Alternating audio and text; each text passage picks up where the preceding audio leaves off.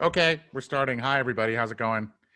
No one can answer me, but I muted everyone. But thank you so much for coming. I guess remote talks are the way to go, right? We have 902 people. I bought an extra account on Zoom so that we could have 1,000 because normally these are limited to 100. So that was the problem people were having.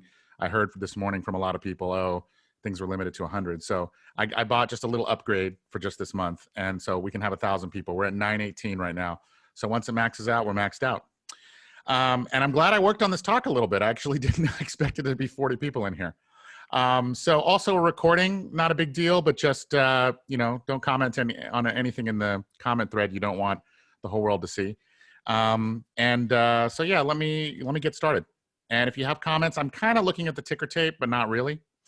Let me start off by just explaining what I'm going to do ahead of time so that if you realize, oh, I don't give a shit about that, or I can find that elsewhere, you don't have to stay in the talk. Because, sometimes you come into a talk and you're like, oh, I really wanted to hear this and I didn't get to hear it. And it's super annoying. So just to let you know, I'm not going to get into in-depth into, let me share my screen real quick.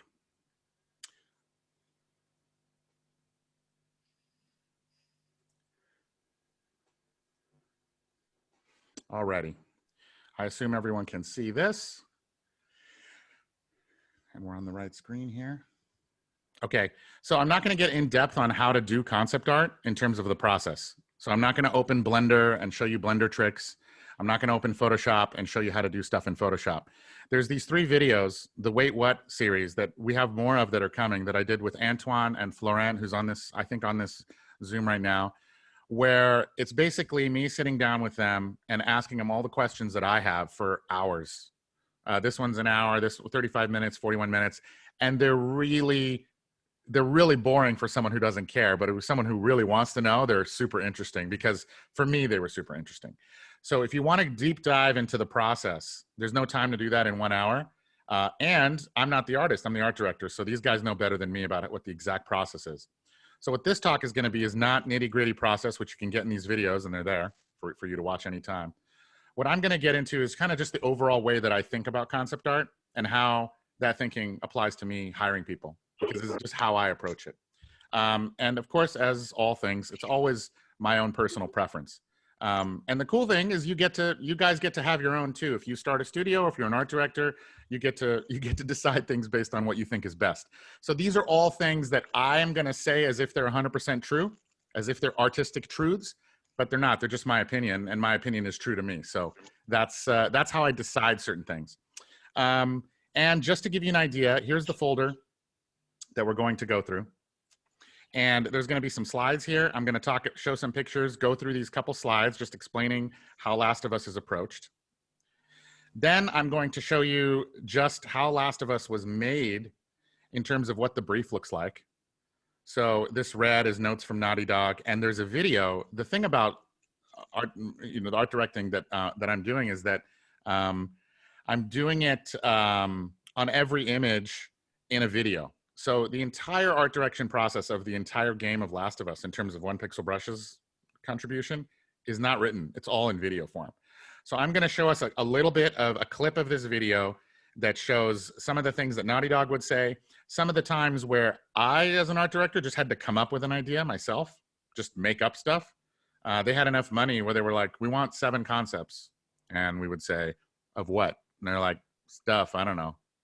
That doesn't happen very often, but these are a couple cases where that happened. So we're going to watch some of that video. Then after that, we're going to go into one of the images, this Creator Paint image, not this one, but this one, that Balázs did. Balázs Agustin is an incredible artist from Budapest, from Hungary. And this was the final image. And we're just going to go through the ups and downs of that.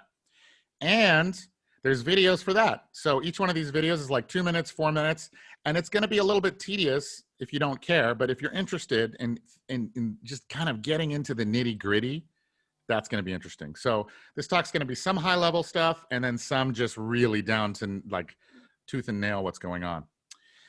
Then after that, I'm going to talk about how all this realism and process applies to cartoony style stuff. And I'll talk about this image that I did that I pitched to Netflix for an animated feature. So there's some ideas that are for realistic, but I'm also going to show how that realistic style applies to really stylized work. And I'm also going to show you our character process for doing extremely stylized stuff. And so, yeah, we're going to just talk about how kind of the same principles apply to all of those things put together. Okay? I can't see anyone nodding their head, but yes, we're good. Okay, so to start here, let's start off really boring. I'm going to pull up this video real quick. Actually, I'll pull up this picture. I was sitting at the park the other day, and I was thinking about this talk, and I was thinking about what makes the one pixel brush artists or the artists at Naughty Dog so good. Especially when you're talking about a game like Last of Us that has like this kind of insane sort of next level realism. And part of it is that when they're sitting in the park on the ground, they're almost like psychotic in terms of their attention to detail. So I just want you guys to imagine, if you were looking at if you were imagining, you were concepting the most boring thing ever, a piece of concrete, a curb on the road, and some grass. What would you have already in your mind? You would have some stuff. You'd know that a curb, goes up and down. You know that grass sticks up. And you know that concrete has some wear and tear on it. But what you might not notice, if you really zoom in and just stare at stuff, is some kind of artistic things that are happening that add this kind of psychotic next level realism that they were going for in Last of Us 2. And so in this first section here, I'm just going to show you what I think is really important, which is noticing. And I tried to pick the most boring thing. So if I'm just looking at this, I don't know what I'm going to use from it right now, but I'm just thinking, oh, you know what's interesting? It's interesting to me how, look at the paint, the way the paint is. It kind of makes this beautiful shape. It's not how you would expect paint to be. It's caked on. And then it looks like the concrete happened, and then it was caked on here again. So the way this paint is eroding is actually making this kind of beautiful shape, but it's also like coming down in layers. And if I open this other closer up one, you can see it even more. Isn't that interesting? So you check that box and you say, okay, I noticed one crazy thing that I've never noticed in my life about the way paint moves on the ground, about the way a curb is painted. And you might think, well, that's kind of psychotic, Shaddy. It is. Yeah, I know. That's exactly why the game looks like the way it does, is because there's a culture there of being kind of psychotic. And it's not just noticing, but it's seeing kind of the visual truth and the pattern to it. Oh, it makes like a nice, beautiful sort of S shape. That's nice. And then there's all kinds of other things going on. This is dead grass, right? I think. It's okay to not know. I think it's dead grass. And so it's dead grass that died, but why is it all grouped here? If it died here, it wouldn't just show up here. Well, probably because there's some kind of street sweeping. So the dead grass dies, blows away, and then gets street swept back into the side. That's what we call a story. A lot of times in concept art, we're talking about storytelling. What we're really talking about is just putting all the stuff in the environment so it's there in a way that you can tell what used to happen there. And in Last of Us, that's happening all the time to a crazy degree. And I'm pointing this out because a lot of the artists, one pixel brush artists and Naughty Dog artists, they've internalized this. They don't even think that they think about this, because to them it's just breathing. But this is the crazy amount of looking and then understanding that they have. And then even the way things trail off, it's trailing off in like kind of an interesting way. And then there's this leaf and this leaf and this leaf. This leaf fell a long time ago. This leaf is maybe from the same tree, but it's newer. The little pieces of broken leaf inside the thing. And so I encourage you guys, when you're in real life, IRL, is I made this quick video, the most boring video of all time, of just a leaf. And then I'm like, oh, look at the way the leaf is torn. How would you tear a leaf that's dead? Well, it depends on how dead it is. Look at the way this one is curving, and then this was flipped over, and then this is cracked up and not broken. It's psycho to pay that close attention, but it's not hard. And then you got a little bit of shake happening. And then I think here a little bit of wind blows one of these leaves a little bit. Okay, right there. That's a super interesting thing because to an astute observer, making a beautiful, super realistic game, or even one that's not supposed to be realistic, it's really cool to have a leaf blow over once every 5 seconds. And if I was even an effects artist, I would be like, ooh, I remember I saw this thing one time. Every game has infinity wind, right? When you play a video game, it's like all the leaves and branches, everything's moving all the time. Well, because we're all indoor kids and it sounds cool and it looks kind of cool. But how beautiful and classy is it to notice that and then realize, hey, you know what I noticed one time? We can have leaves on the ground that every like 1 minute go plop. Now, of course, it helps if you have Last of Us 2 budget, if you're going to try to make stuff like that. But as the artist, and of course, that's not our purview. We're just concept artists. We're not going to do anything moving. But it's your responsibility to just be the one who pays the most attention. Does that make sense? All right. So that's the first thing. Second thing, I just wanted to talk to you guys about the general kind of 5 things that I think are fundamental, whatever philosophies that I kind of believe in for doing concept art. And I made these little things so I can draw on them. I don't even have a little drawing for each one, but hopefully it makes them a little less boring. Because I'm going to refer back to these. I'm going to talk a little bit about working with clients, because a lot of times too, we get bogged down. If you're a working concept artist, the client may know all these nitpicky things they want, or they may not know very much.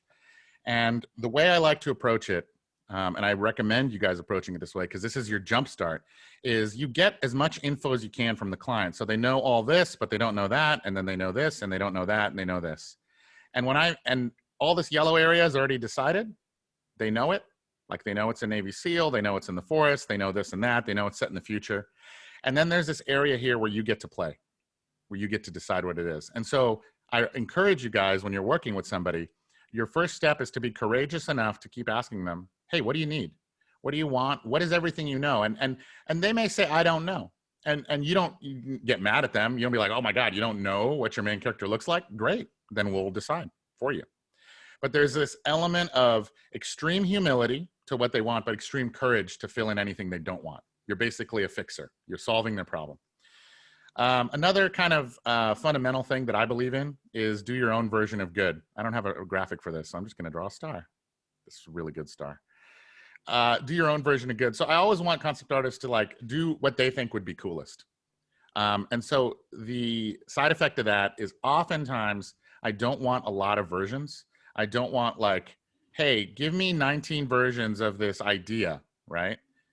Because I feel like that is a way of saying that the concept artist doesn't know what they're doing, and only the almighty art director, myself, and whoever's in charge of me, only we are qualified to actually know what's good. So you just do your best, little man, little woman, do your best to come up with the best you can. And then from your trash that we'll sift through, we'll find something good.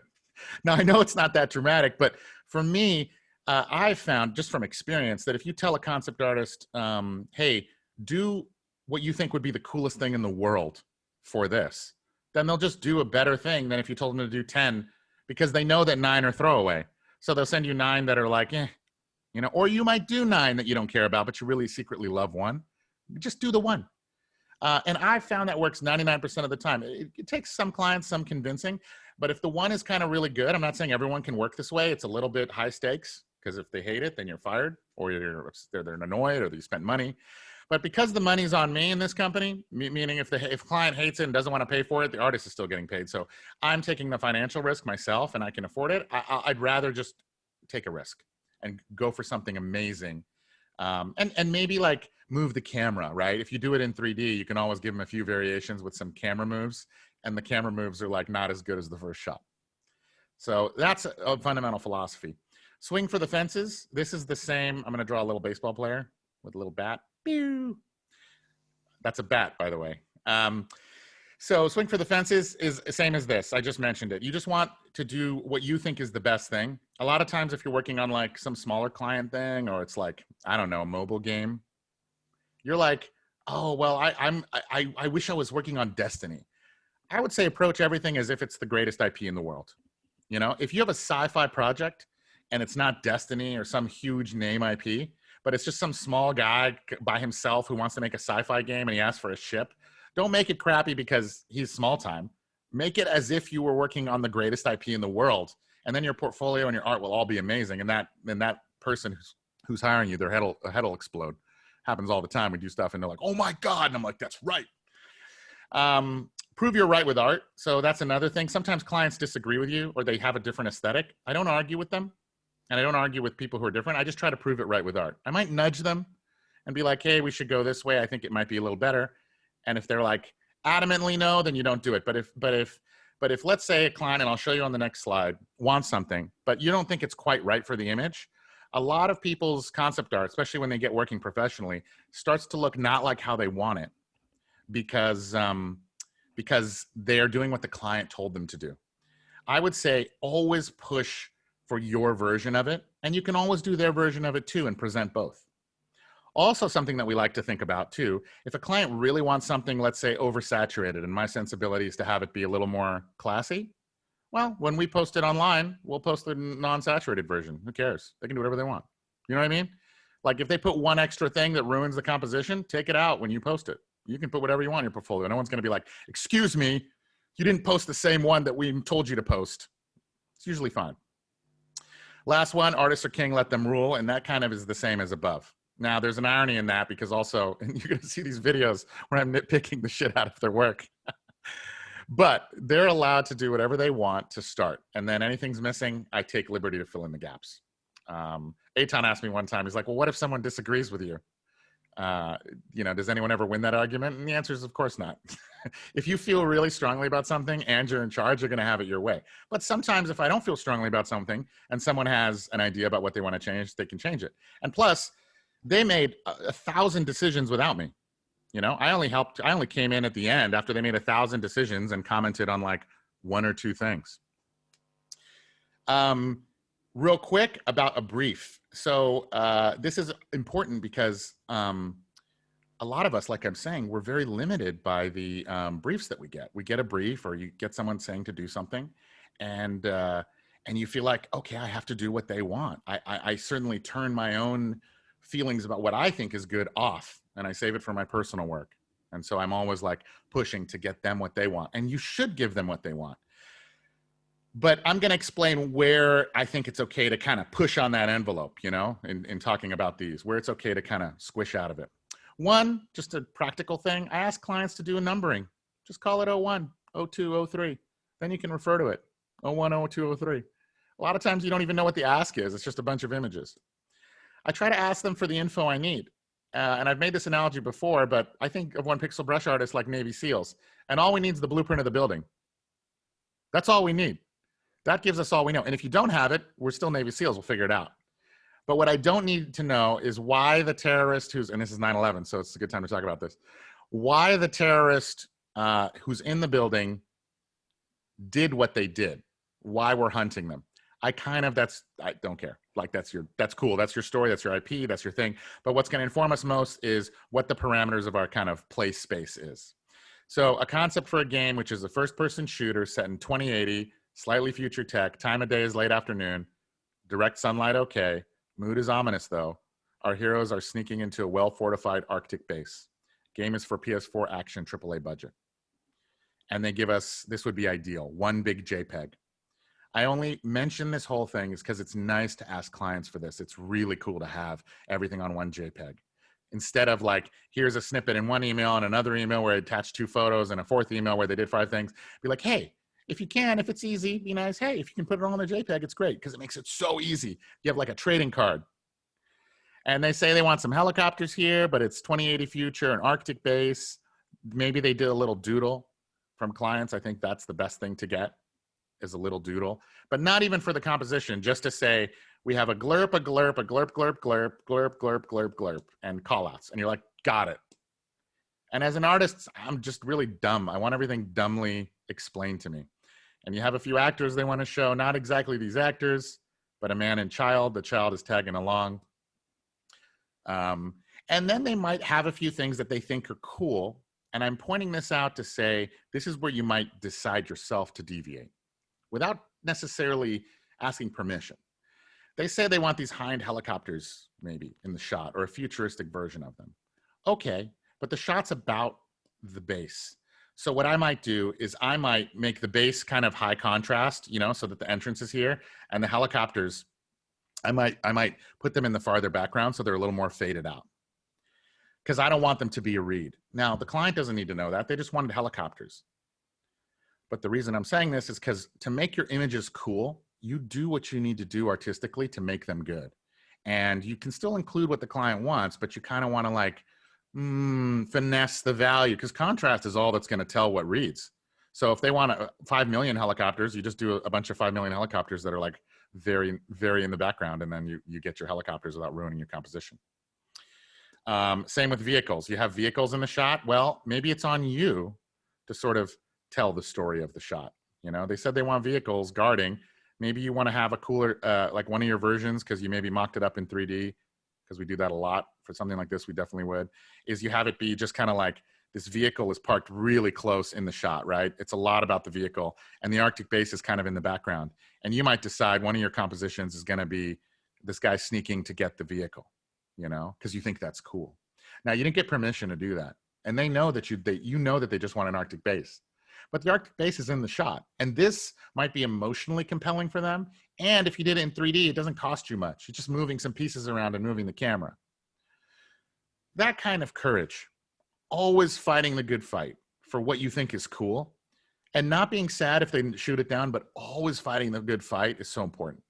As soon as you lose hope and you're like, oh, client's dumb, they want this, you're totally fucked. And another quick thing they might say, and this is all hypotheticals, oh, the structure is built on top of glacial ice. Well, you may be like, oh, actually, structures cannot be built on glacial ice. That is not feasible. Well, you don't need to argue about it. You can just be like, structures aren't built on glacial ice. They're built on rock, because the glacial ice will collapse. So you build like, you have some rock underneath, and you just put the thing on top of rock with snow around. They're not going to notice. Or you'd be like, oh, you want it on glacial ice? Okay, well, how would an Arctic base be built on glacial ice? It would have to have these spider legs that had hydraulics.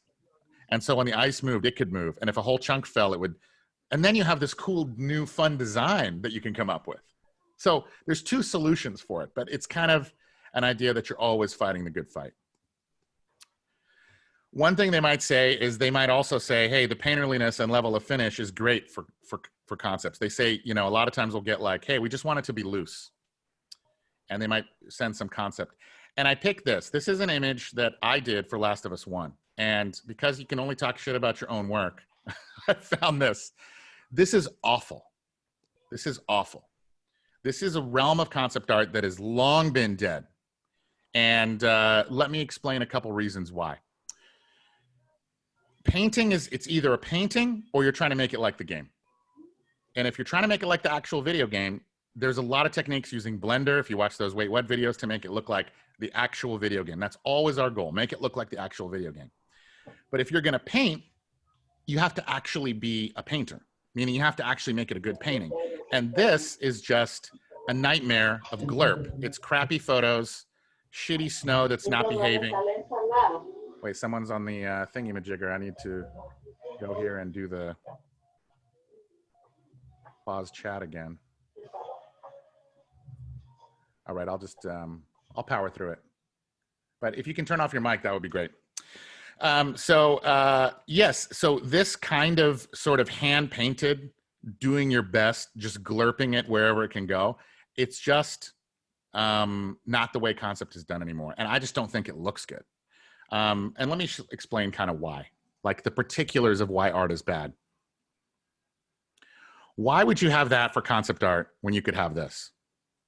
Especially for a game like Last of Us. So sometimes things happen in concept art where, imagine this took the same amount of time as that. I don't think it quite did, but imagine it was close.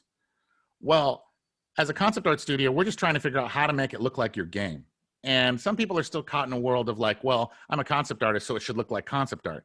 Well, yeah, this image does look like concept art from the 90s. And some people might look at it and be like, yeah, it's just a loose, rough thing. It's not that bad. But there is absolutely no reason in my mind to ever do that again once this happens, once this becomes possible. And so I'm saying this as a reminder. Technology is constantly changing. So one thing happens and then that old thing is gone. It's gone forever. Now, is painting always bad? No. If you're good at it. This person is awful at it. And then John Park is a master. Now, granted, I assume he did this piece for his own fun, just for the sake of having all this beautiful juice. But if you're gonna paint, you better be really good. Like, that's the whole point of painting. The whole point of painting is not to keep brush noodling it until it looks kind of realistic when a 3D model solves it, you know? So I'm just saying this to kind of orient your mind around what I'm looking at and what I'm thinking about. This is another one of the greatest, I think, digital paintings of all times. This is Jamie Jones. Now, the point of painting this I feel silly, but I'm gonna explain art as I see it. Again, people are gonna be like, "Oh, you arrogant piece of shit! You're gonna explain art?" Yes, I'm gonna explain art the way I see it.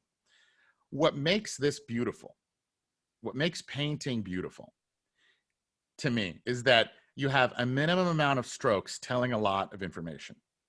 So the fact that this hair doesn't look anything like hair, meaning there's no strands of hair, but it's just a soft edge and a slightly rough brush with the perfect mark that gives the impression of hair because of the spacing on the brush.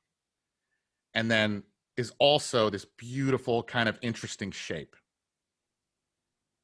All those things coming together, that's good art. That's good painting. That's what I think. So I'm always looking for that, you know, in a painting. So if you had flowers on the ground, how are they arranged? Look how blocky they are and kind of graphic and simplified. This is some craziness right here. There's little sparks of color that are supposed to represent the bounce, but they're actually brighter than the bounce. There's blue light that's actually brighter than the blue light would actually be, not realistically, but feels right from far away. There's always movement and energy in the brush strokes. So that's a painter. And I don't know, I know Jamie, but I don't know exactly what he did for this. I would imagine he had a 3D base and that he worked off of that 3D base. Like me, he had 3D models of a lot of the stuff.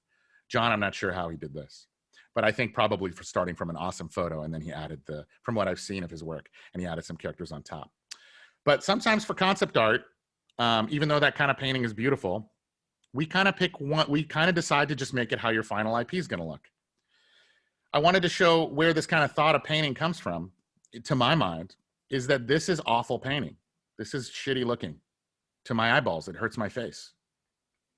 So someone else might think it doesn't, but it hurts my face. And part of it is because we're seeing like these kind of repeated shapes. You saw Jamie's thing, how beautiful and how the forms were beautifully modeled. This, I think, is bad. If I'm going to say why, is because it's the same arched things that represent hair. The person who painted this thought, this is hair, so I'm going to make my brush move in hair shapes. Whereas Jamie was thinking, these are forms. How do I model them and give an indication of the material? And it's just so much more beautiful than noodling it. Now, this is some 16th century painting.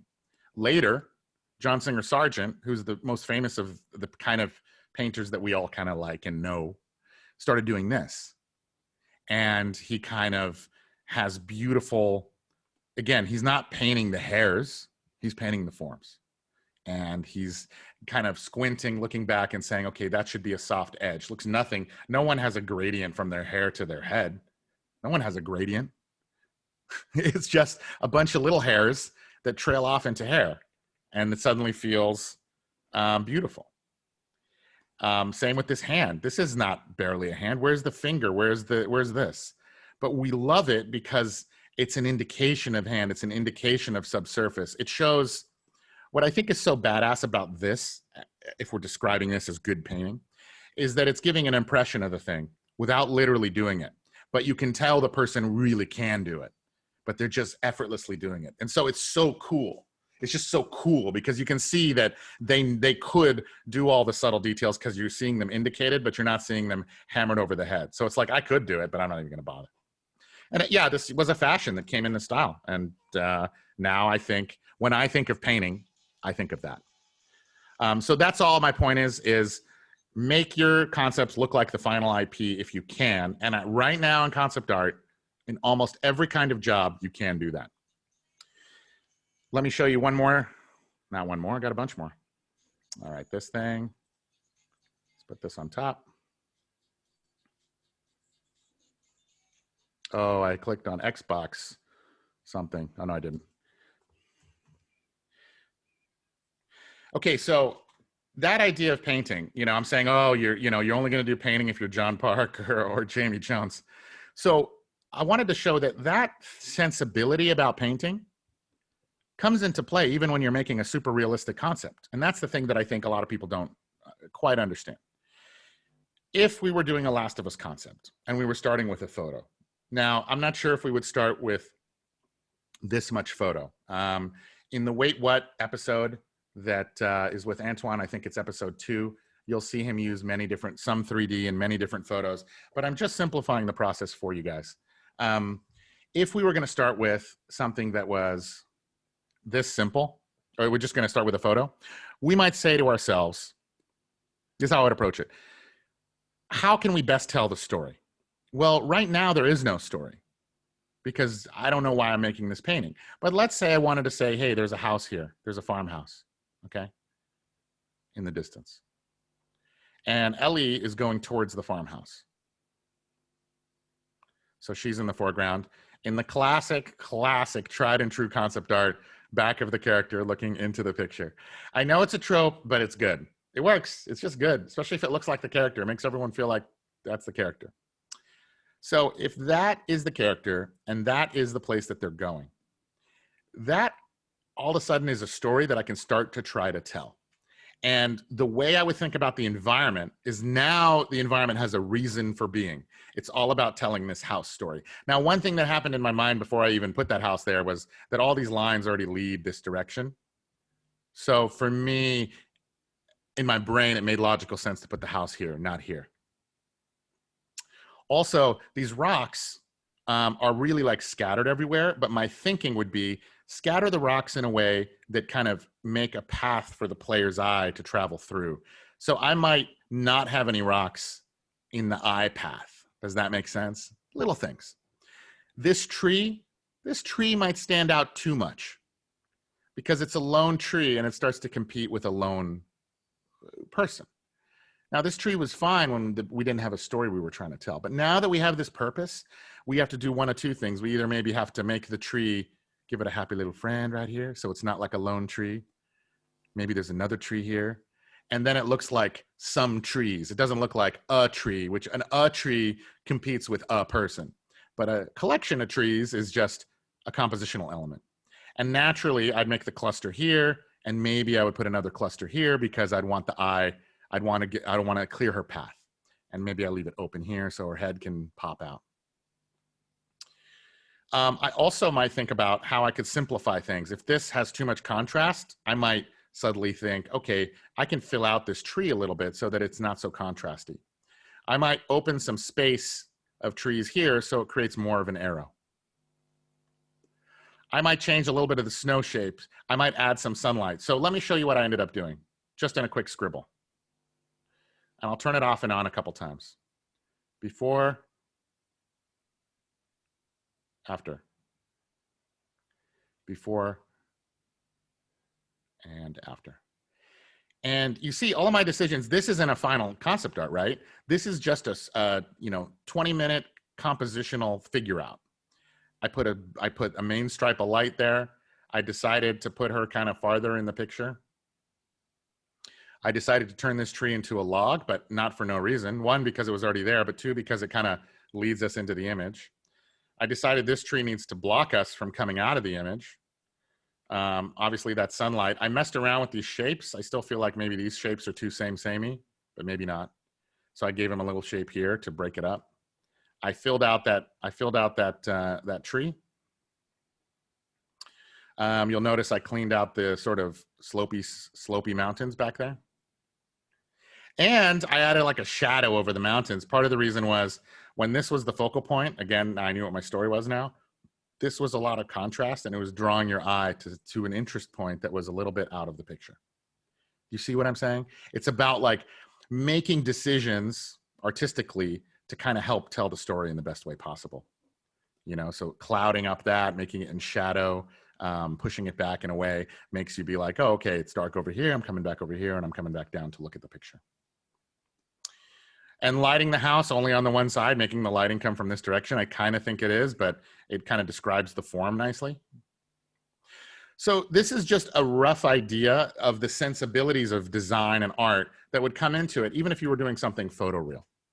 Then you would go in and add the proper photorealness, whether it's with 3D or with photos, and you watch the Wait What videos and you can learn about process, but this is just about the thinking. Okie doke. So let me pull up this video. It's 8, 9, 10, 11 images, and this is a classic thing that that Naughty Dog that I would make for the team after getting information from Naughty Dog for working on Last of Us. I'm going to let the video run, and so you're going to hear the video's voice.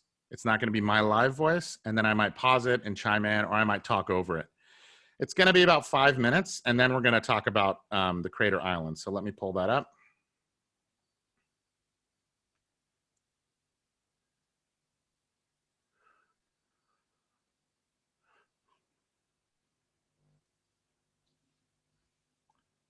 Level, more grass and some buildup of dirt and eucalyptus bark dirt around the base of the trees. Okay, so I asked him if, well, you just want us to revise this one? Okay, so let me zoom in here to when we're starting. So this was the bus depot.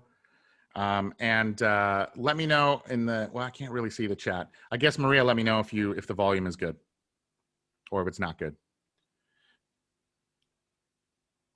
Okay, I'll start with this one. And I'm going to let it run for a second. This was an actual video made at the time of the game. Military checkpoint. So many years ago. How would they funnel infrastructure? But anywho, that's that one. Stadium funnel. This, you could find this shot. Real quick, I want to say the way we did this actually was sometimes we would get information from Naughty Dog. So let me just point this out really quick. Sometimes we get information from Naughty Dog. So anything with red over here is Naughty Dog's information. So they might say, we have a bus depot and it's in Seattle. And here are the Google, this is Naughty Dog speaking. Here are the Google Maps shots of the bus station west of the Chinatown. Uploaded a shot I took when I was there. This is John Sweeney.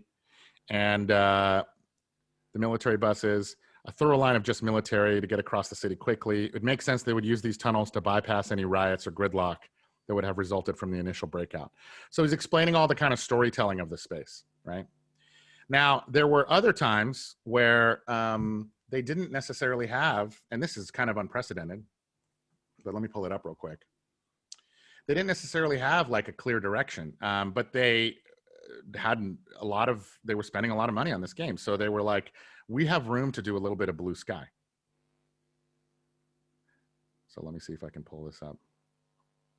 So what I would do is, and this is one of the cases, it doesn't happen often, where it's my job to think of shit.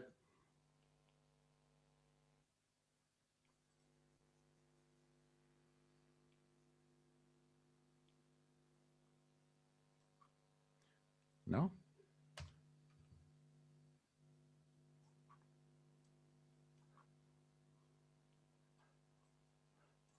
Do I have to find it by hand? I can find it.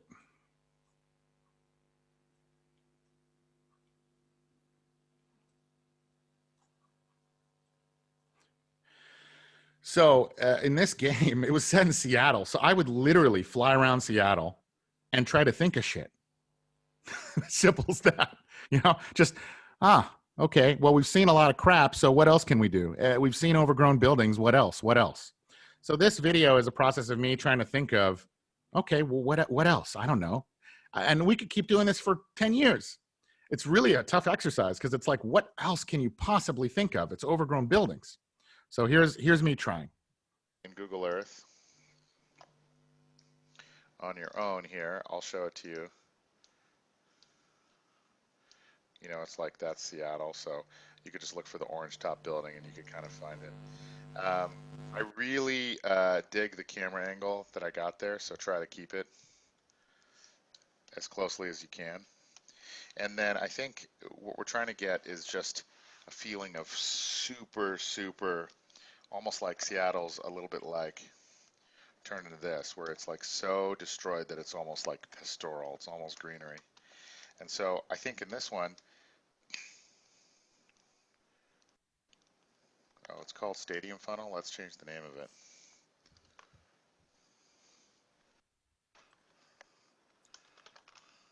Into this hollowed out shape, and the whole thing is kind of in water, like some huge lagoon, and then there's a huge lagoon of water back here, and then like maybe there's a section of this building that's totally collapsed. Piles of cars, like hundreds of cars, like they all got washed up and buried and piled like into this area here. You know what I mean? Like an outrageous amount of cars all kind of collected, like they just collected in Glurp. This building, maybe some sections of this building missing because another huge explosion happened here, and that caused another little lagoon. But we can still see remnants of the buildings around the side. Makes sense? And it interacts with the buildings in kind of a believable way. I would put an Ellie character up here, and then greenify a lot of these roofs, and then having a slope down of like, because all it would take for one of these buildings to collapse, and then it would just be a mountain that would be able to be covered in greenery. Fill it in between. Check Florence Seattle image, the Seattle Space Needle one, because that one is really cool in terms of lighting Florent kept messing it up for everyone by doing awesome shit that was embarrassing all of us. and color. As a good reference. Greenery up here. But we're not going to be afraid to really green it up.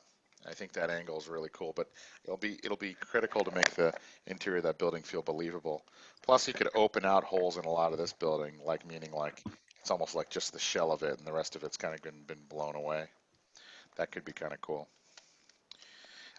This is similar in that I want to see a river kind of down this street. Okay, so this one is the one I'm going to show you guys the process of that Balash worked on, but I just wanted to give you more than just one kind of how we think about it. Again, finding a shot on Google Earth, just trying to think of stuff. But like there's a lot of collapse and dirt and stuff. Again, a couple buildings collapsing and would create like almost like a valley. Greenery on tops of the roofs, huge amounts on collapsed sections of the roof. Because we want to feel like we can traverse up here. Maybe there's like some platform to connect the two here. Oh, by the way, this is most of these places are easy to find because you can see this is just across the bridge here.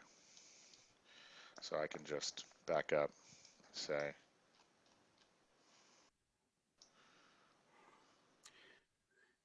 Yeah, it's slow going, but this is I'm showing you guys this because this is actually how this stuff is made at the end of the And day. you can like spot those.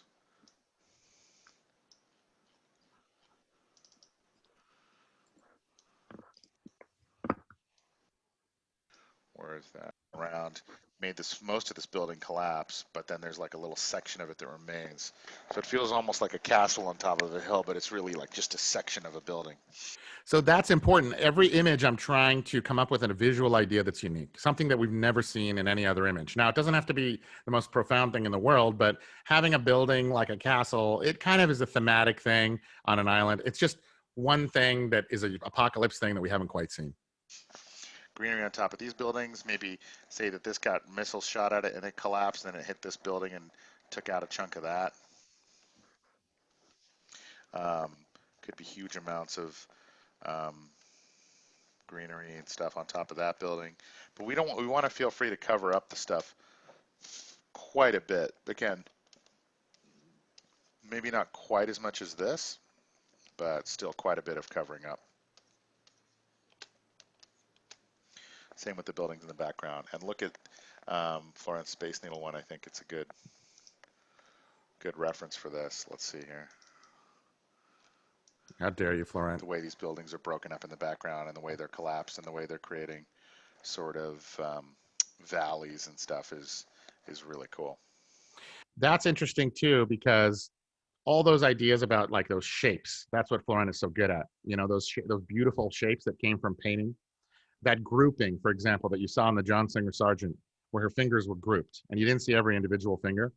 Some of that is happening here in that like there's just kind of there's some debris to make it look realistic, but it's kind of grouping of shapes, and that's what makes it. That's where the painterly aspect kind of comes into the realism. The way these buildings are broken up in the background and the way they're collapsed and the way they're creating sort of valleys and stuff is really cool.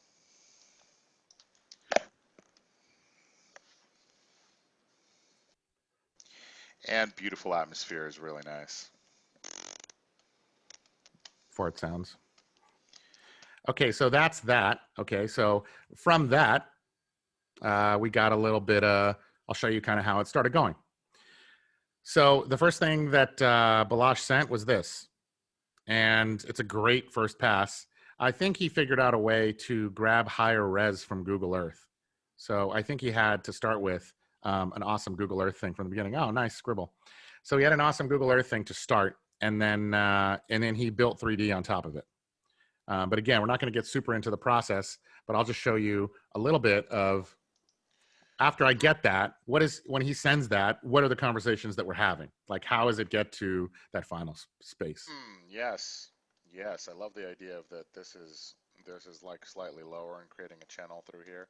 I think they're gonna really love that. And I think we can go super greenery or like, cover roofs with like 60% greenery in some cases. I think they're not gonna mind that at all because they really want to push it kind of a little bit too far with that feeling of overgrowth. And the buildings you got broken away up top are great. Um, this island is really cool. I guess my only little thought is I kind of feel like it would be nice visually if she had a little room.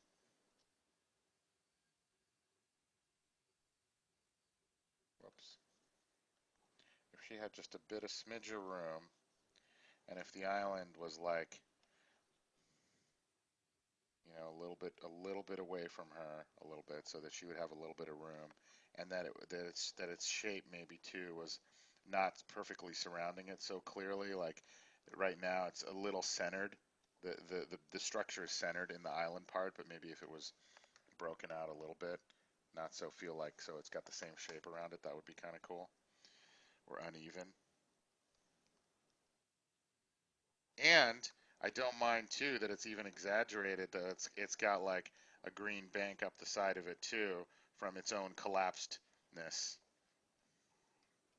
And then the building is poking out of that.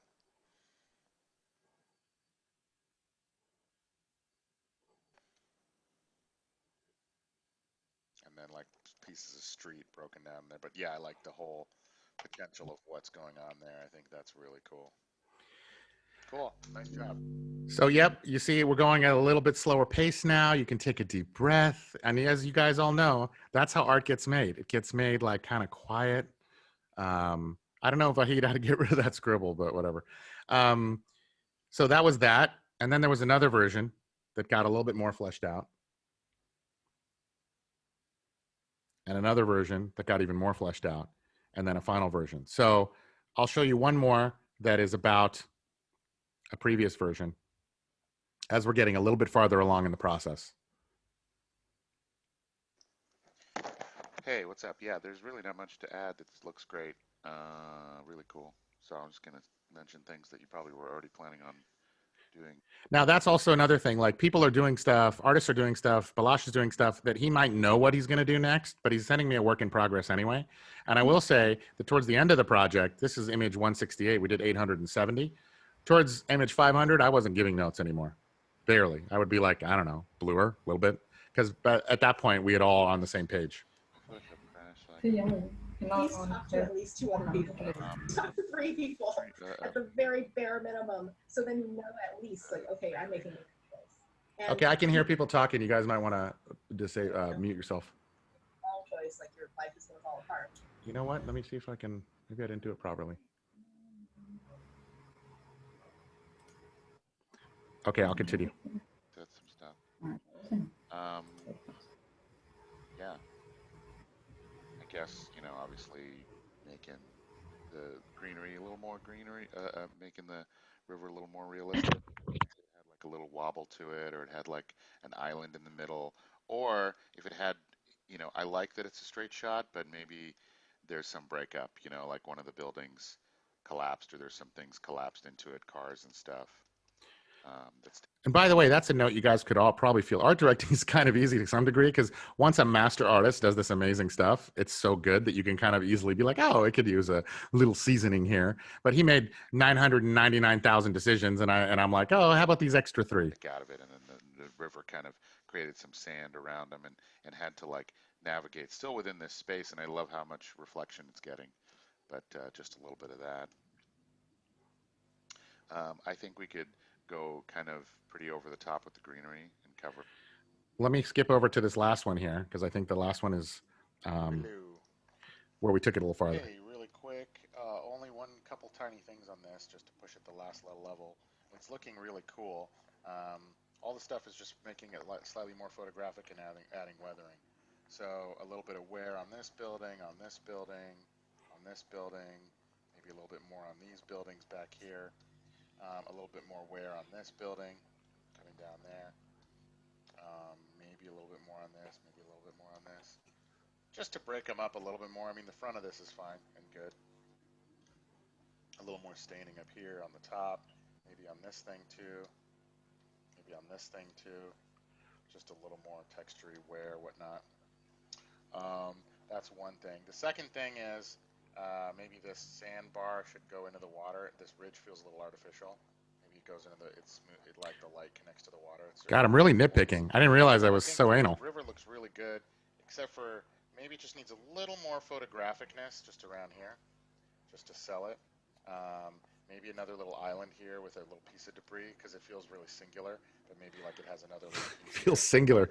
Calm down, Shaddy. It feels a little cartoony as the waterfall's going down. And that does feel cartoony. You're right, Shaddy. Just need better photographic reference, more breakup, maybe on the coast, maybe some shrubbery going into it, the reflection and the rapids, the way they travel. There's awesome rapidsy river, so there's all kinds of photographic churning of rapids, and same with the waterfall and the way the froth kind of connects, and the amount of water. It might be a little bit much here. I think here it feels cool, but still it feels a little cartoony in the water, and it's such a badass idea. A little more weathering, maybe broken up here. There could be trees that break into that shape. We could break into it and photographize it. Photographize it. I would maybe get rid of that a little bit because that looks a little cartoony for there. But yeah, maybe there's back here. That's it. But it's mainly the river and a little more weathering. Otherwise, it's really freaking awesome. Stunning work. Thank you so much, Steve. Yeah, so imagine, I mean, we did 850 images. Watching this, I'm like, oh my God, we really like noodled the hell out of this fucking game. Jesus Christ. So anyway, that to that, and then, oh, I wish I could get rid of the scribble. How do we get rid of that scribble that's on the screen? Someone drew it.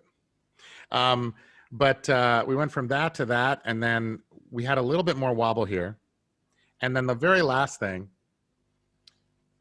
is we tried to add a little more like looseness to it.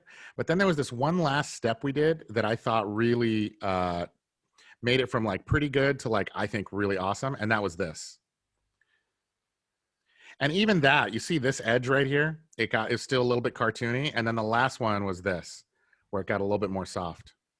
So let me, despite that blue scribble, if whoever did that blue scribble, that'd be great to, and annotate options, huh? Where's annotate options?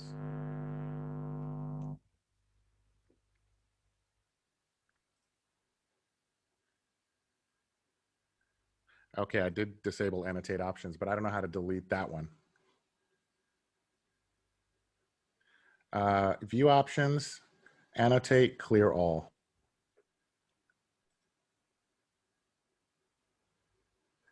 Okay. Done. Thanks. I love this hive mind, figure shit out. Okay, so now we can really see the difference of little, whoops. Let's get rid of annotate. Okay, now we can really see the difference little things make at the very end. So that little river, I think improved it so much at the end. Look at this, between this little river and that, all of a sudden it feels way more naturalistic. Between this hard edge here and that, all of a sudden it feels way more realistic. When we go back to this, we're like, oh my God, it's like super loose. And also notice there's a bunch of debris and a little bit of debris here that's missing. And then it came in here. As soon as that debris came in there, really kind of brought the whole thing together, I think. This water doesn't feel quite as real. So all these last little things, especially like bing, like the very last boo, just that at the end. And so I guess the moral is here, these are like, I tried to find videos to show you guys, and I was trying to compare concept art seen action movies. And I think people sometimes think concept art is like John Wick, where you're just like, bam, bam, bam, bam, bam, bam, yeah. But it's really like that knife fight in Schindler's List, you know, where it just goes in just so slow and it's realistic and awful. Nothing about it is heroic. And that's kind of how it is, because we're talking about this from this water to this is just twisting the knife in, just make it as good as you can, because it's already amazing.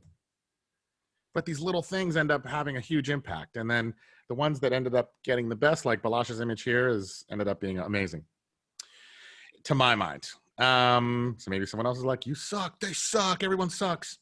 Okay, so that is the kind of thinking and art direction process that went in The Last of Us. Again, there's a combination of 3D and photos, but when and where people use what, you have to watch some Wait What videos. There's 2 with Florent and 1 with Antoine. All photo one, there's 2 all photo ones and 1 all 3D one. So you'll get a good sense of how both are used. We are gonna go a little bit over time, so I'm just gonna keep going probably for another 20 minutes just to show some of the stylized things. So that was a super realistic thing. For something super stylized, there's 2 things I wanna point out, because we tend to only focus on the realistic stuff, but the processes for stylized, so this is an image that I did, and it's mainly 3D. It's using a lot of the same processes that we would use for Last of Us. It's just stylizing the shapes in a different way. It's just stylizing the textures in a different way. So I think the future of concept for animation, if the goal is to make it look like the final film, which is my goal in concepts, is going to be to always try to just make it look like the end game and use whatever technology you can. So there's been a few things in process that have changed quite a bit. And one, most surprisingly, for stylized. Now, I'm not going to go super in depth on it, and I've shown this image before, but here's another image. As some of you know, my heart's more in the stylized game, that was taking a bunch of stylized shapes and then building it in 3D and texturing on top to try to make it as realistic as I wanted the final movie to look. And if you're making a show that has a cartoon cell shade style, then you do that. So I'm just going to quickly cycle through these, only to point out a few key things. One, you saw that paint over I was doing on that sort of Last of Us photo. I just found that photo and I painted over it. That's a huge piece that's missing when I see a lot of portfolios, is the part where you just doodle some shapes to try to figure out the image. Now you can kind of do it as you go, or you can kind of do it as a separate pass, but I'm kind of doing it as I go here. I'm asking Eitan for feedback because everyone needs feedback. I'm looking at movies for lighting ideas. Then I started, this was back in Moto when I sucked a lot more at 3D. Now we're all using Blender. So Blender's really the way to go. But I'm trying to get as far as I can. This is an experiment. This was one of the first times I did this. Trying to get as far as I can in 3D. But these fundamental drawing skills, we don't talk about it too much because for a game like Last of Us, it probably doesn't have this phase. But for a game, for something that's super stylized, yeah, I could put some rudimentary shapes in there. But then over the top of it, I'm figuring out the drawing the same way I would figure out a drawing if I was just doing an animation. Same exact thing. Because it turns out you can make the shapes whatever you want. If you light them and render them sort of realistically, they'll look like the final 3D animated movie. So you have this guy who's just like, whatever, obviously the face sucks. But then, and using photos, but you see how much detail the photo has? All the swirly swirlness? In the end of the day, I might simplify it quite a bit. Like I actually removed a lot of the internal swirl detail. There you go. You can see how I had this, I copy pasted it over here on the side, and I just color picked from it. Literally. And this is just solid flat color. But it's incredible. Once you have this information, this lighting and color information from a 3D model that is, you know, pretty much 100% exact, and you even just barely try to soft brush. You lock the layer, you draw it, you lock the layer, and you soft brush it. You're like, holy shit, it already looks like 99% like it fits with the rest of the 3D. And that's without a single texture, just soft brushing it. So the ways in which these kind of technologies can all like interact, especially for animation, which is not really done that much yet, I don't think. There's not a lot of 3D, there's not a lot of people who like to draw who also are really into 3D. Obviously, getting some good reference for faces. And then you start throwing in a few textures on a flat cell shaded thing. And you start putting a little bit of texture on this glurp right here. A few little textures here and there. It all starts with, and it almost works by just having it be flat colored. You see how complicated that smoke was? At the end of the day, for a stylized IP, I think a lot of the stylization comes from the way in which you're stylizing the effects. I think the effects weirdly say a whole lot about the stylization. So in this case, I realized, oh, the smoke can't be anything. It has to just be a shape. And then at the very end, I made a big call. I spent all this time on this fire, but I realized the fire was distracting and he was too small. So in the end of the day, I toned down the fire by raising the wall, putting this block. That was a really tough killing your baby sort of thing. I spent time on the fire, and then in the end, you barely see it because it's about him. But again, that's back to that storytelling thing that I was showing in the initial image, in that Last of Us paint over. I just this photo, and I'm making my decisions based on what I want the story to be, even when they are really painful, getting rid of something that I kind of like. Now, I would only know to do that a lot of times from talking to other artists like Eitan or Florent. I'll send them something and they'll be like, that sucks. And I'm like, fuck you. Another thing I wanted to show is, and it's similar in tone to what I was saying about, well, actually, let me first show a little bit of how I think about what makes good stylization.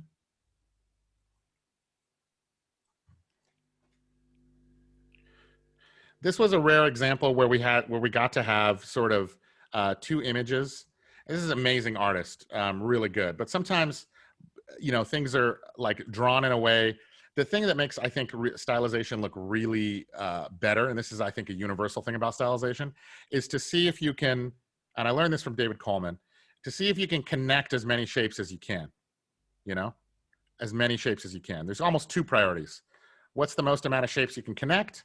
And so this guy turned into this guy with just some liquify brush tweaks. Now you see how much different his personality is. His face got more square. It's basically the same exact design. But all that's done on this one is a few things having to do with simplifying the big shapes, getting his expression just right, because that's another component of it. And this one, you know, if you draw three smiley faces with just tick marks, which I saw, what's his name? Yeah, I saw Ian McKegg do one time. He just did these smiley faces where he just did them real quick, and each one has a different persona. And I thought that was such a great example, because all you need is to move things just a slight bit, and now he looks like an emperor that is measured, calm, and will fucking kill you. And this is just an emperor. This is just a character. You know, it's some guy. But this guy, we kind of know who he is a little bit more. So there's an element of that. There's also an element of that we try to do with stylized stuff, which is, this is the same artist, Valerio Buonfantino. He's an incredible artist. He had all these great designs. And to come up with a great design, you kind of have to have a little bit of free room to just kind of mess around. So he's messing around, you know, like designing really interesting, fun characters. Each one got a brief of what they are. They're all acting in an acting troupe. And then colored them. But what ends up making things really sing and sit together is there's always a last pass of matching scale. If you can make a bunch of characters kind of sit with each other, you see, like, they're all kind of in the same picture, but here they're all kind of together, and they're all tweaked just ever so slightly. Part of that is the eyeball size. Eyeball size is a really good indicator of the size of the character. And so the eyeball size, you kind of try to keep uniform. And this is just a hot tip I found. If you keep the eyeball size kind of uniform and you scale to match eyeball sizes, then the characters will look like they all kind of fit in the same world. If you feel like the eyeballs are too big, you can shrink them, or you can shrink the whole character and make them smaller. But eyeballs are kind of a universally sized thing. So if you have adult eyeballs in a baby, it'll look like a baby. If you have adult eyeballs in an adult, it'll just be the same, but relative. Same with a monster. A huge monster looks much more huge with smaller eyeballs. And the last kind of most important thing I think about character stuff is, let's see here. Oh yeah, I just saw someone write Fabius. Yeah, Fabius, he's a prima donna. And obviously these are all acting troops. And Valeria did an incredible job matching their characters to their personality. You can tell she's the mother of the group. He's the prima donna. These are just, you know, creepy kids. This guy's the fun dad. And this is the obviously evil writer, because all writers are evil, right? But the last thing, and this is a little bit contentious, is that I kind of believe, and I only believe this because I found it to be true, is that if we're designing a character, let's say, we'll do a drawing, Valeria will do some awesome drawing, and then we'll cell shade color it. And for me, that's as far as you need to go with coloring. I think rendering beyond that is not all that productive. And the only reason is because some revolution happened where a couple of our artists, Rado and a few others, figured out how to, oh, this one is another revision of it, figured out how to ZBrush sculpt in a day. Okay? So if this is, and again, the only reason this even came to anyone's mind is because we're saying, how do we make this look like the final game? So if the final game is not going to be cell shaded, if the final game is not going to be, is going to be 3D, then let's just make it look like the final game. And a ZBrush sculpt that's relatively quick, you know, and he's a master, obviously. There's a lot of ZBrush skill there, and ZBrush is a huge pain in the ass to learn. But to my mind, we only go from either cell shaded or this. That glurpy in between, like hand painted, I'm not a huge fan of unless it's done incredibly well. Six More Vodka does it really well. There's a lot of people that do it really well. But it's a dangerous game. And also, if it takes the same amount of time as it would to hand paint it, to make something that actually looks like what the final game is, let's make it look like the final game. And if your goal is to not have it, to have the final game look hand painted, then of course hand paint it, you know, because you want that look. But I think as an overall message for this whole thing, I think I'll say that concept art has changed because the techniques to make the concepts look like how they would actually look in the final product have gotten so fast and so much, not easy, but a pain in the ass, but have gotten so fast for some people that a lot of intermediary steps are skipped. And so when I look at portfolios and stuff, I just expect, oh, who's the artist? Rado Markovic is the artist who made the model. R-A-D-O-M-A-R-K-O-V-I-C. Yes, let me pull up his art station real quick. Yeah, the overall thing is, and he learned ZBrush. Let's see right here.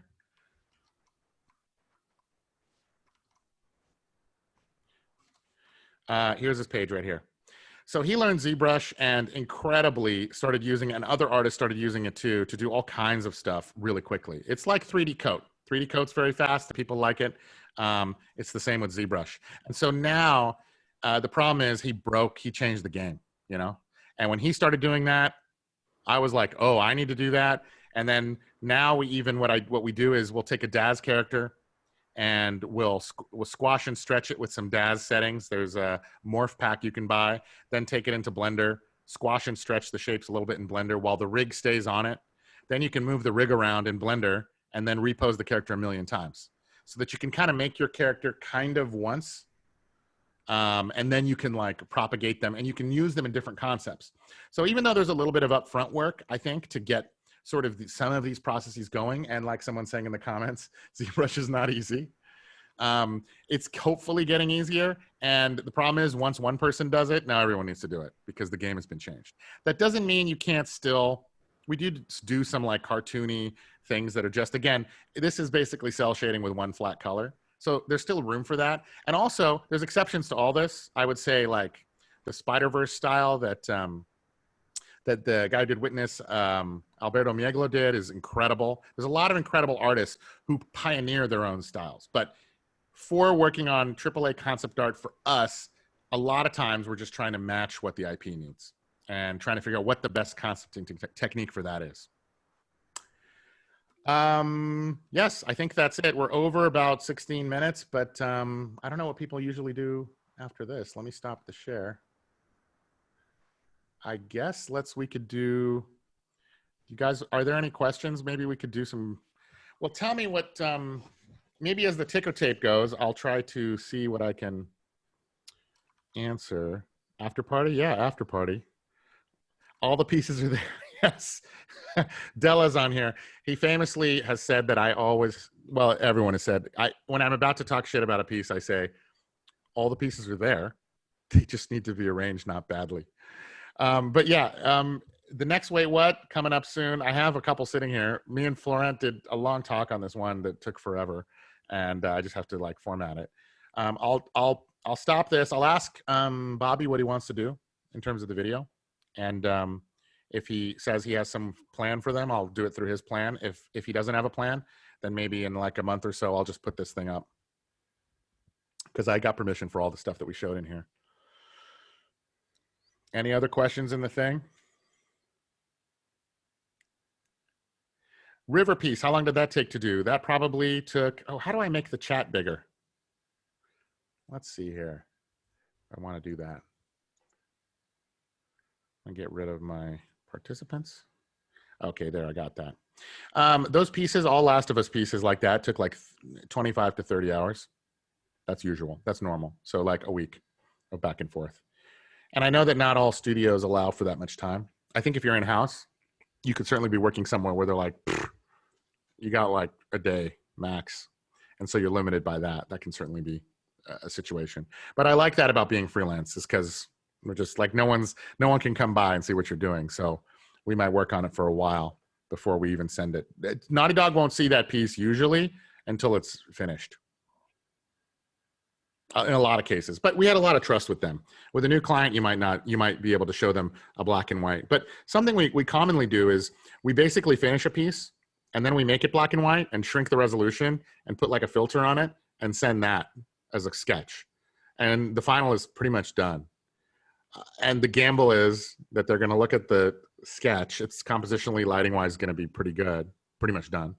They're going to look at the sketch and be like, that's cool. If they change it dramatically, it doesn't matter really anyway, because so much of our stuff is so 3D. If it's a mainly 3D image and we knew we got the brief from them, we're not gonna, you saw that ice, that brief that I made up about this ice thing.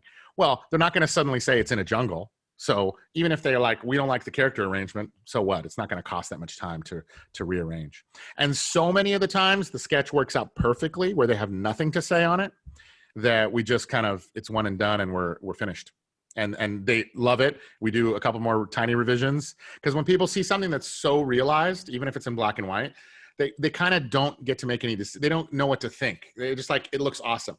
And that's the goal, because I want the artist to communicate directly with the job. I want the artist to be like, this is what I think it should be.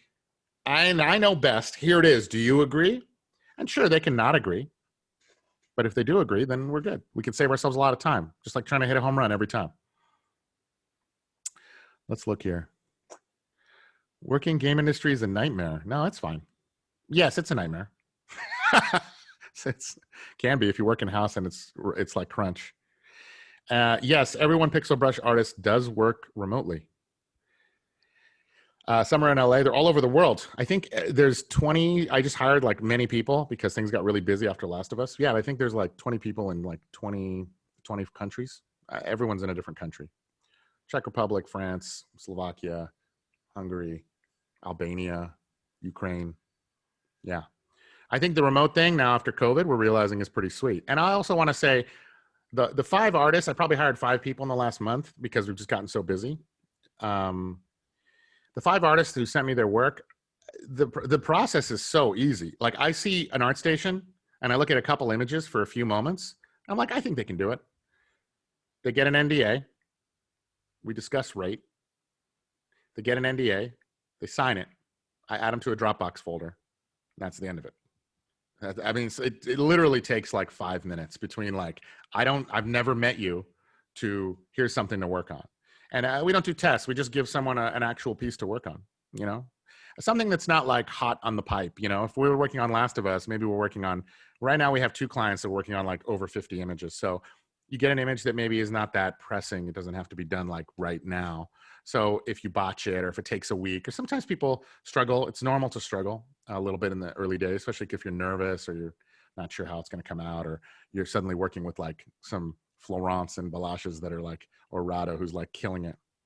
But I found like that collaboration makes people better. So usually, almost always, people see the other work in the folder and they're like, okay, well, that's what I need to do. So I don't bother people. Just go off. If it takes you 2 weeks, before you have something that you think is good enough to share, take 2 weeks. It's usually not a problem. And then when you think it's good, that's when I should be looking at it. And I think that's true with your portfolio pieces too. If you're a lot of people here are working artists, you know all this, but if you're a struggling artist or trying to get break in, you know, it's good to send it to someone once you think it's good. Then they'll be able to shit on it. Or you're totally stuck. But if you're totally stuck, you maybe send it to a friend. But once you think it's good, that's when it's ripe. For me, I think something's good. I send it to Florent or Eitan, and then they tell me it sucks, and I'm just so annoyed. It's so annoying. But I can't send them something that is not finished or from my mind, because then I'm wasting their time. Focus as a student. I see a question about as a student what you should focus on. I think you should learn Blender immediately. That's the most important thing. Photoshop and Blender. But now Blender is like absolutely necessary, and ZBrush. And that's a little technical hurdle. Once you get those software skills sort of down, get some competent Blender skills. Because what ends up changing per image and as time progresses over The Last of Us is we started using 3D for more and more and more and more. It used to be like a base, then it was a base with textures, then it was a base with perfect Substance Painter textures, then it was a base with Substance Painter textures and Quixel assets. Then it was a base with Quixel and Substance Painter and Marvelous Designer. And so as time passed and these hotshots learned some new software, all of which I barely know, the 3D starts to take over more and more. But all of these guys and girls can also like do the shape design thing. Like I was saying, they understand that idea of the storytelling, how to lead the eye through the image. And they've looked at enough stuff, like how that beginning I started at the park, they've looked closely at enough stuff that they are really tuned into those like really small details and subtle things. You saw when I was showing you that video, how much thinking goes into this building is destroyed, and then how does the ivy grow and all that sort of thing. I saw a question about how many concepts. You could have 2, 3. If you had 3 good, awesome concepts, if you have 3 where you really leveled up, you could just, in my mind, to me, you could just delete the ones that you think suck, if you think they suck in comparison. I showed you that image that I think sucks. I would never put that in my portfolio. It's from like 10 years ago. So the comparison between Blender and photo bashing, that's a perfect question for the Wait What series. There's one whole video that's me talking to an artist who's one of the best, I think, on earth, Antoine Boutine. And he's photo bashing and 3D, but mainly photo bashing. And then Florent has a whole video that's all Blender and another video that's all photo bash. And the 2 images look identical in terms of quality. They just both look like they're done the exact same way. So those 2 videos would be great to watch to really like see, shit, what are they doing? There's still a lot of mysteries because Florent, who I think is one of the best concept artists ever around, is it's hard to get into his mind. It's hard to get into anyone's mind because they don't even know how they work, you know? Sometimes even artists don't necessarily know what makes them good because they've internalized so much. Work in progress. It's cool to see the 3D mock-up that has not been touched by Photoshop. A lot of times if we're going to go back and troubleshoot an image, see an image that's done and it has all this glurpy fog and it's been overpainted too much, that calibration of how much to let the 3D do and how much to bring in the photo, that's the art of it. That's when you see someone who's very good but not quite there, it's always like a subtle tuning. I will tell you one thing, Florent, Rado, a lot of these guys, they like 0.02 blur or 0.2 or 0.02. They very slightly blur their 3D because photos are not sharp, not perfectly sharp. So just blurring the 3D a little bit. And also they do a little bit of surface blur, which is another setting in Photoshop to kind of composite the photos with the 3D a little bit better. Let's see. Oh, here's a good question. You heard that artists, texture artists and modelers are expected to be able to interpret a concept. Yes. So they wouldn't have to from our concepts. They would get realized concepts. And I would imagine that some artists, 3D modelers and texture artists would be like annoyed and be like, that's stupid. I like, you took away anything I can do. And so the art director could be like, do this exactly. Don't change anything.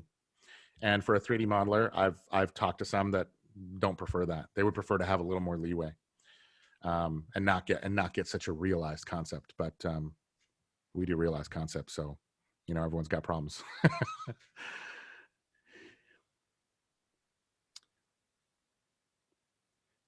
Let's see. You delivered. Oh, no, we never got, someone asked if we get textured for 3D from Naughty Dog. No, we mainly, you saw those little scribbles? That was kind of it. They might show us an old concept, do a tiny little scribble. John Sweeney, who was the art director, and you guys should check out his art station. Let me pull that up because he is not messing around.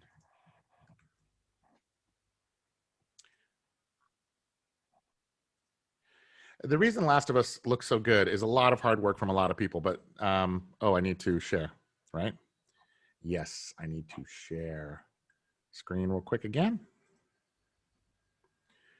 All right, can you guys see that? Yes, so John Sweeney has this incredible eye for light and color and photo bashing and classy cinematic look. He has a tutorial on this image.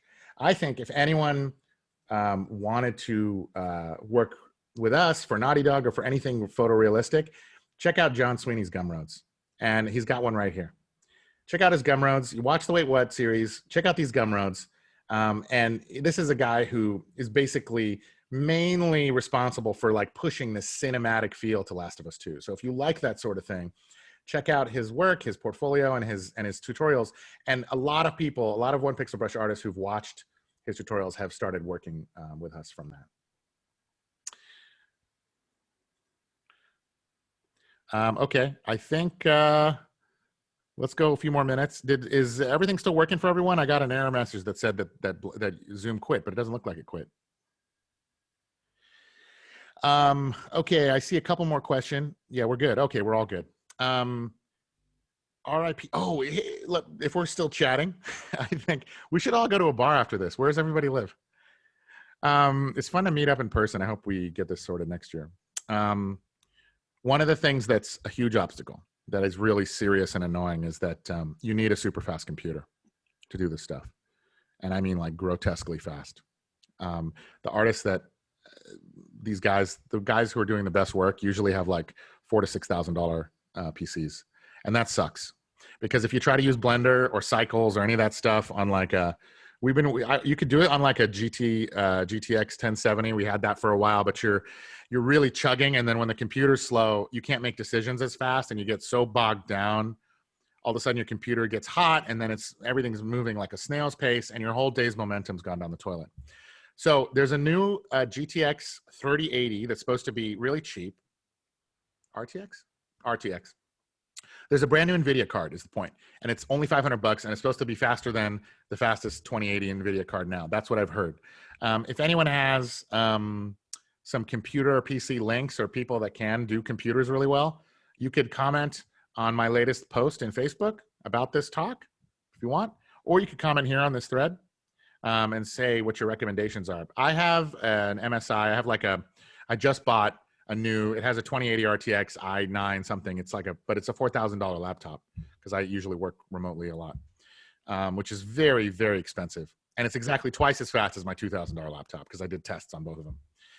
But if you buy a desktop computer and you find someone who can build it right and get one of the new NVIDIA cards, I think that'd be ideal. Oh, look, a lot of people in California. All right, I think we'll call it. Guys, thank you so much for coming. I did not expect this many people. I hope you got something out of it. And feel free to email me with your portfolio. Sometimes I don't respond, so you can bug me multiple times if I get too swamped. But I also suggest get to know, look at The Last of Us credits. And I have it on my Facebook page. Look at all the names of the people who worked on Last of Us 2. A lot of those guys still work with me. Some of them don't. But I think, and if you were trying to get into Disney or animation or anywhere, because we were just having a conversation about this. I think the best road to get in anywhere is to make friends with the artists who actually do the work. I've never found it as useful to like send stuff to a recruiter and hope that somehow it gets to the person. And I mean, I guess if you're incredibly good, the recruiter will see it and know that you're really good. But I've found the best way is not to go to the top person and not to go to the recruiter, but just email and message the artist who you find out work on something. Look at their work that you like and build a relationship with them. Send them work, see if they'll give you feedback. Maybe they won't. Maybe some are not nice. Maybe some are really nice. But you will find, especially among the one pixel guys, they're very helpful. Sometimes they're too busy. Sometimes they don't get back to me if I ask someone for help because it's, they're doing their own thing. But I found that it's almost like getting into the club through the kitchen, like a mafia boss. You know, you go in and all the people are cooking, and the guy brings you through the kitchen to your table, but you don't wait out line in front.